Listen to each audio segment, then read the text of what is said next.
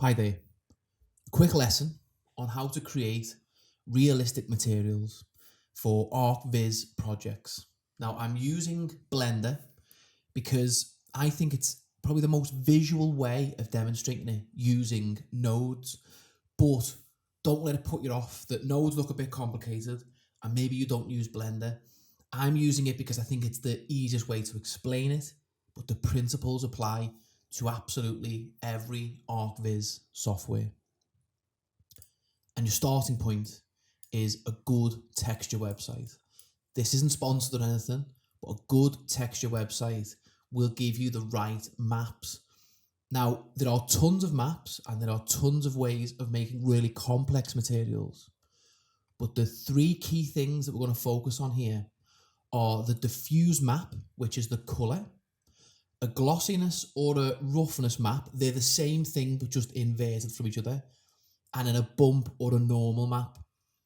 The roughness and the glossiness. See the way here, it gives it the sheen, but each material has slight imperfections. So a roughness map will actually pick up on those imperfections, and some areas will be more reflective than others. And that is what really adds realism. And then a bump map or a normal map will add little bits of recesses and relief in the material. And a good example here is like the joint in a tiled floor. So what we're going to go for is, let's go for like a greyish, I think that one there. I said grey, didn't I? But we'll go for that sort of beigey one. Then, using a website such as Polygon, by the way, it gives you an option of downloading them in really good resolution. So minimum 4K, 8K is a bit big. 4K is the sweet spot. Any lower than that, and it starts to look a little pixelated, a little blurred. You want that real sharpness. So step one is find a good texture website such as Polygon. If you want to know more, ask me in the comments and I'll offer some further suggestions. But my favorite is Polygon, and you download it and then you get all the maps that you need.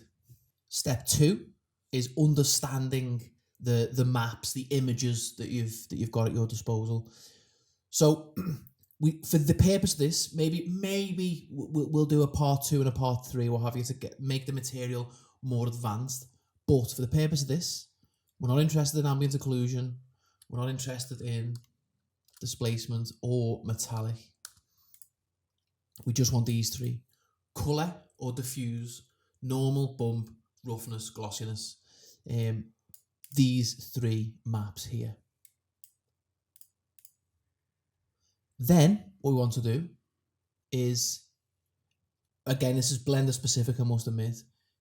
We want to select the floor. So everything else I've prepared earlier, but I've left the floor without a material. So we want to hit Shift H if you wanted the Blender tip. And then we go into the shading tab. And then we set it to viewport shading. Let me just change it to object there. And then the reason I'm using Blender, so don't be put off by this. It still applies to every other Archviz software. The reason I want to use Blender is because we've just got these nodes and it's just so nice and visual. And a lot of people get put off by these nodes because it looks complex, but it's actually not. So let's drag them in. Color, normal,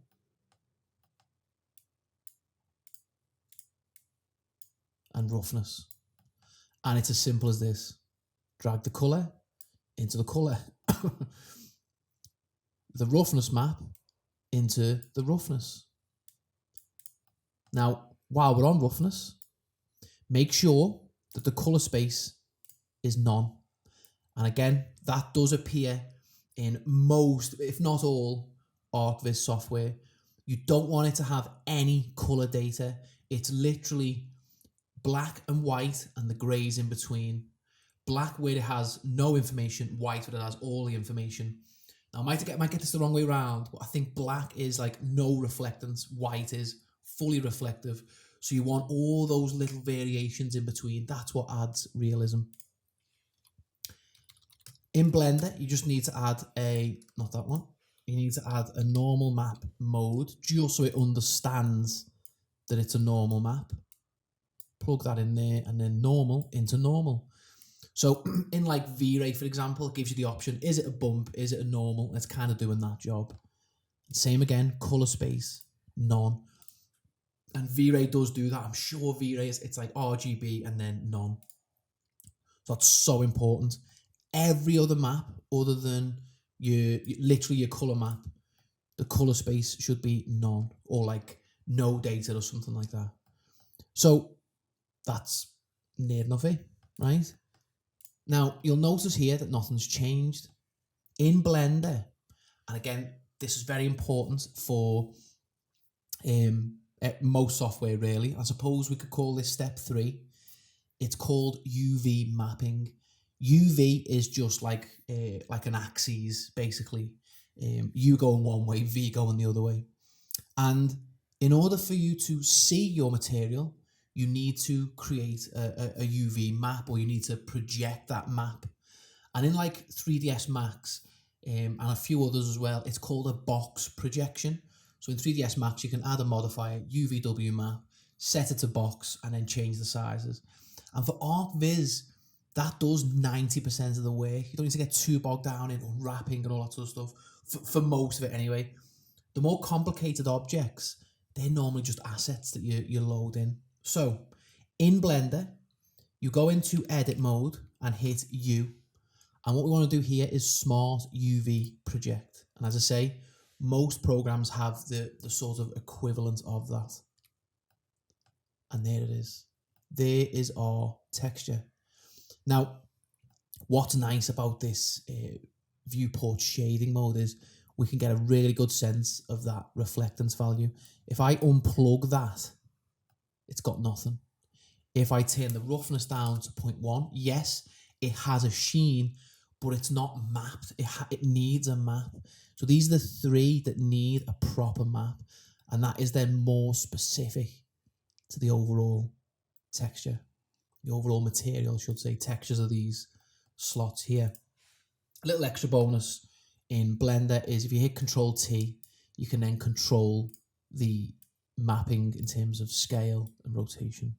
So I'm just plugging them into all the maps, because if it wasn't plugged into all the maps, then the color wouldn't follow the bump, for example. So let's then scale that. And people get it the wrong way around. You think 0.5 would make it smaller, but it's actually reducing the tiling, which makes it bigger. So if you go something like a 3, it increases the tiling. And I think 90 degrees on the Z axis. And there we are. Let's actually go bigger than that. 5. And there we are. Couple other things to note.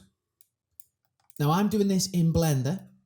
If you're not using Blender or this sort of node setup, then what you can do is use Photoshop, for example.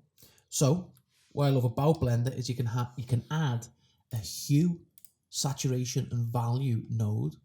And if I drop the value to 0.1, it makes it dark. If I double it, it makes it bright. Saturation, I can increase the saturation. That's just because it's beige, so it's gone orange. You can increase that, or you can reduce the saturation, which I quite like. And then you can play with the hue as well. If this had more color, you'd see the effect of that. So that's brilliant. But if you haven't got Blender, or you're not using Blender, you could drop that map into Photoshop and apply the same effects. Maybe I would suggest making a copy of that map and then reloading it into your program of choice. With roughness, sometimes you get what's called a glossiness map. And if you haven't got the ability within the program to invert, then you just hit Control I in Photoshop. What we'll find here is with the invert, it's now the map isn't working. That's because it is a roughness map. So we can just turn that factor to 0 and then it has no effect. Or you could even do 0.5 to reduce the effect. And then one last one, just to keep it in the basic sort of zone. We've got strength of the normal map. So if we do 2, it makes the joints more prominent. If we do like a 0.2, it makes the joints less prominent. 0.5 is a nice number. If we then go back to our layout mode, Alt H to reveal everything, and we'll see the finished article. Now in the full scene, I think it's not quite as reflective as I would like it to be. So what we can do is drag a little window out. Again, this is Blender specific, I must admit. Shader editor. And then we can just go back to this little mode here. And then you can add what's called a color ramp.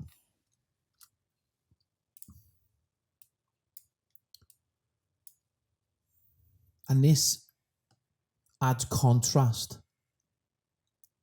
to the map. Look at that. And it makes it a little bit more glossy. How nice is that? Hey.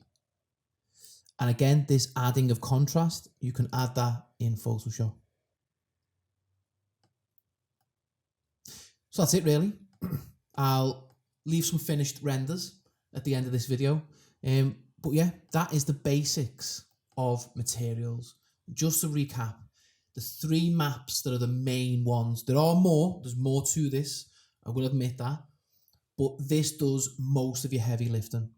It's a diffuse color map, roughness, glossiness, the reflective information, and then the bumpy information, normal or bump map.